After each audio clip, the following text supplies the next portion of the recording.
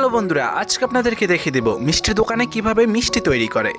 দোকান থেকে দেখিয়ে দিচ্ছি। এখন আপনারা দুধটা ঘন করে জাল দিয়ে এটা সুন্দর করে এভাবে শুকিয়ে ফাটিয়ে নেবেন দইয়ের মতো করে। তারপর সুন্দর সুন্দর করে মিষ্টির পিস অনুযায়ী এভাবে কেটে আপনারা রেখে দেবেন।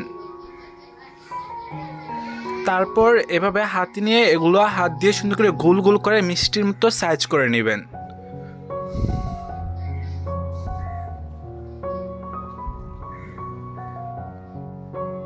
এই যে আমি একদম মিষ্টির যে সাইজ আছে ওই সাইজটার পরিমাণে আমি করে নিয়েছি।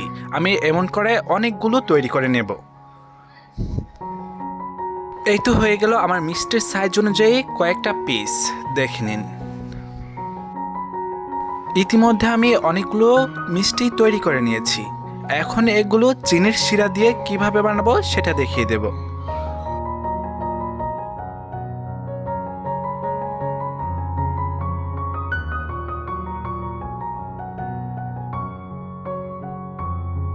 আগুন ধরিয়ে দিলাম। এবার কড়াইয়ে বসাই দেব মিষ্টিগুলো শিরা করার জন্য। মিষ্টির শিরা তৈরি হয়ে গিয়েছে, চিনি আর পানি দিয়ে তৈরি করে নিয়েছি। এবার মিষ্টিগুলো এগুলোতে দিয়ে দেব।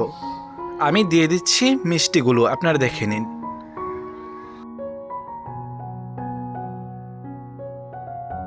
মিষ্টিগুলো শিরাতে দেওয়ার 10 মিনিট পরে যে পজিশন এসেছে মিষ্টিগুলোর,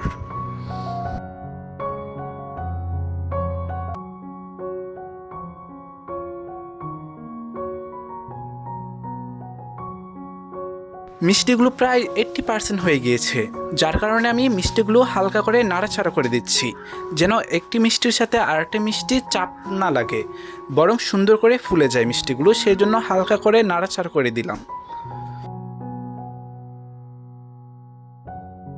মিষ্টিগুলো প্রায় 90% হয়ে গিয়েছে। এখন মিষ্টিগুলো সুন্দর করে নাড়াচাড়া করে দিতেছি। আপনারা দেখতেই পাচ্ছেন অনেকটা মিষ্টি হয়ে গিয়েছে। কিন্তু বন্ধুরা, আমার মিষ্টি বানানো কিন্তু শেষ। এখন আমি মিষ্টিগুলো ছেঁকে বলে উঠিয়ে নিতেছি। আপনারা দেখতে পাচ্ছেন মিষ্টিগুলো কিভাবে ছেঁকে আমি তুলে ফেলতেছি কড়াইয়া থেকে।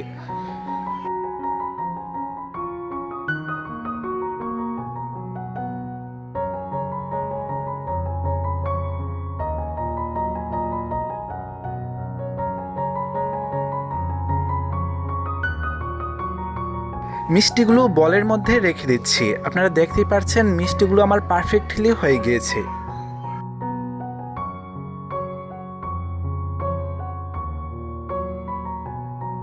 শেষ, আমার মিষ্টি তৈরি হয়ে গিয়েছে। আপনারা দেখতেই পাচ্ছেন কত সুন্দর তরতাজা, এমনকি গরম গরম মিষ্টি আমি বানিয়ে ফেললাম। অবশ্যই দোকানের মতো যদি আপনারা বানাতে চান তাহলে অবশ্যই আমি ভিডিওতে যেগুলো দেখেছি এভাবে ফলো করার ট্রাই করবেন। ধন্যবাদ।